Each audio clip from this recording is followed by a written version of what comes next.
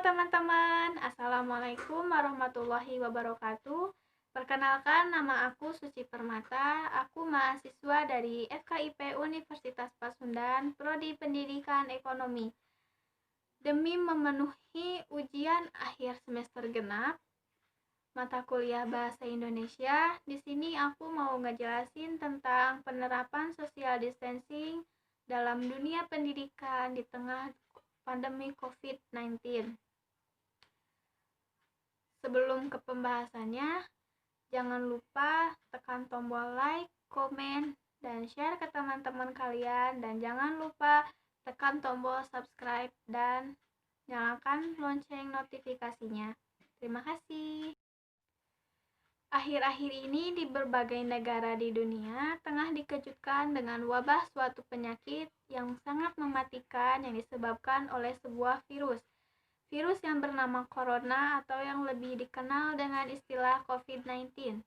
Virus ini awalnya berkembang di kota Wuhan di Cina. Wabah virus ini memang penularannya sangat cepat, menyebar ke berbagai negara di dunia, sehingga oleh World Health Organization atau yang disingkat dengan WHO menyatakan wabah penyakit ini sebagai pandemi dunia saat ini. Sudah banyak orang di seluruh dunia yang terpapar dengan virus ini. Bahkan sudah banyak korban yang meninggal dunia juga. Wabah virus ini telah memakan banyak korban seperti tercatat di negara Tiongkok, Vietnam, Italia, Spanyol, dan termasuk di negara kita sendiri, yaitu di Indonesia. Penyebaran virus ini pun sangat sulit dikenali karena virus ini baru dapat dikenali sekitar 14 hari. Namun, orang yang telah terpapar dengan virus ini memiliki gejala seperti demam di atas suhu normal 38 derajat Celcius, gangguan pernafasan seperti batuk, sesak, serta gejala lainnya seperti gangguan tenggorokan, mual, dan pilek. Apabila gejala tersebut sudah dirasakan, maka perlu adanya karantina mandiri atau self-quarantine. Akibat dari pandemi COVID-19 ini menyebabkan diterapkannya berbagai kebijakan untuk memutus mata rantai penyebaran virus COVID-19 di Indonesia. Upaya yang dilakukan oleh pemerintah di Indonesia salah satunya dengan menerapkan himbauan kepada masyarakat agar melakukan physical distancing atau social distancing. Lalu, apa itu social distancing? Nah, social distancing itu sendiri merupakan salah satu langkah pencegahan dan pengendalian infeksi virus corona dengan menganjurkan orang sehat untuk membatasi kunjungan ke tempat-tempat yang ramai dan kontak langsung dengan orang lain. Kini istilah social distancing sudah diganti dengan physical distancing oleh pemerintah, tapi intinya tetap sama saja, menjaga jarak dari orang lain. Ketika menerapkan social distancing, seseorang tidak diperkenankan untuk berjabatan tangan serta menjaga jarak sekitar 1-2 meter di saat berinteraksi dengan orang lain, terutama dengan orang yang sedang sakit atau beresiko tinggi menderita COVID-19. Namun, akibat adanya penerapan social distancing ini, ternyata berdampak pada salah satu sektor, yaitu di bidang pendidikan. Dengan demikian, seluruh kegiatan belajar mengajar atau KBM itu dilaksanakan di rumah masing-masing atau hanya bertatap muka secara online. Pendidikan di Indonesia pun menjadi salah satu bidang yang berdampak akibat adanya pandemi COVID-19 ini. Dengan adanya pembatasan interaksi, Kementerian Pendidikan di Indonesia juga mengeluarkan kebijakan yaitu dengan meliburkan sekolah dan mengganti proses kegiatan belajar atau KBM dengan menggunakan sistem dalam jaringan atau daring. Dengan menggunakan sistem pembelajaran daring ini, terkadang muncul berbagai masalah yang dihadapi oleh siswa maupun oleh guru, seperti materi pembelajaran yang belum terselesaikan atau tersampaikan oleh guru, kemudian guru mengganti dengan tugas. Hal tersebut kadang menjadi keluhan bagi siswa karena tugas yang diberikan oleh guru tersebut terkadang terlalu lebih banyak. Lalu ada dampak yang terjadi selama proses pembelajaran secara daring, yaitu yang pertama, seorang pendidik tersebut kurang cakap atau pandai dalam mengoperasikan teknologi informasi sehingga materi yang sudah tersusun tidak tersampaikan. Lalu yang kedua, fasilitas yang kurang memadai. Yang ketiga, beberapa peserta didik tidak melakukan pembelajaran, melainkan mereka malah asyik bermain game atau dengan beralih pembelajaran online. Lalu yang keempat, mahalnya kuota dan sinyalnya yang buruk.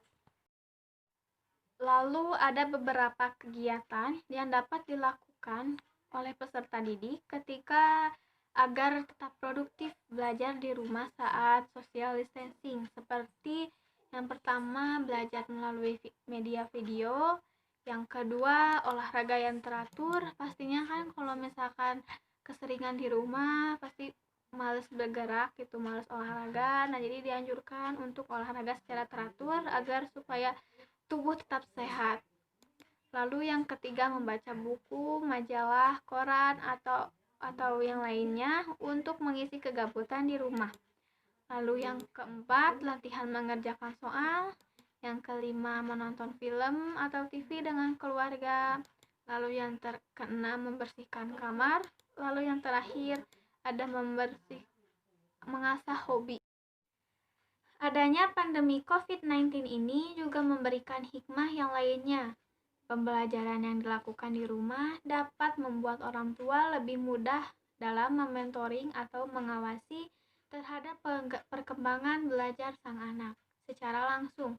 Orang tua lebih mudah dalam membimbing dan mengawasi anak belajar di rumah. Hal tersebut akan menimbulkan komunikasi yang lebih intensif dan akan menimbulkan hubungan yang lebih erat antara anak dan orang tua. Orang tua dapat melakukan pembimbingan secara langsung kepada anak mengenai materi pembelajaran yang belum dimengerti oleh sang anak, di mana sebenarnya orang tua adalah instansi pertama dalam pendidikan anak. Dengan kegiatan pembelajaran secara online yang diberikan oleh guru, maka orang tua dapat memantau sejauh mana kompetensi dan kemampuan anaknya. Kemudian ketidakjelasan dari materi yang diberikan oleh guru akan membuat komunikasi antara orang tua dengan anak semakin terjalin dengan baik. Orang tua dapat membantu kesulitan materi yang dihadapi oleh anaknya. Lalu hikmah selanjutnya yaitu penggunaan media seperti handphone atau gadget dapat dikontrol untuk kebutuhan belajar anak. Peran orang tua semakin diperlukan dalam melakukan pengawasan terhadap penggunaan handphone. Hal tersebut memberikan dampak yang sangat positif bagi anak dalam memanfaatkan teknologi untuk hal-hal yang positif. Dalam memanfaatkan teknologi untuk hal-hal yang bermanfaat, anak cenderung akan menggunakan handphone untuk mengakses berbagai sumber pembelajaran dari tugas yang diberikan oleh guru, sehingga akan membuat anak menghindari penggunaan handphone pada hal-hal yang kurang bermanfaat.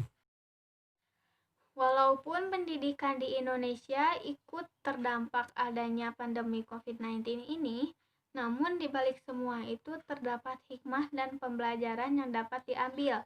Adanya kebijakan pemerintah untuk melakukan pembelajaran jarak jauh atau melalui online, maka dapat memberikan manfaat yaitu meningkatkan kesadaran untuk menguasai kemajuan teknologi saat ini dan mengatasi permasalahan proses pendidikan di Indonesia.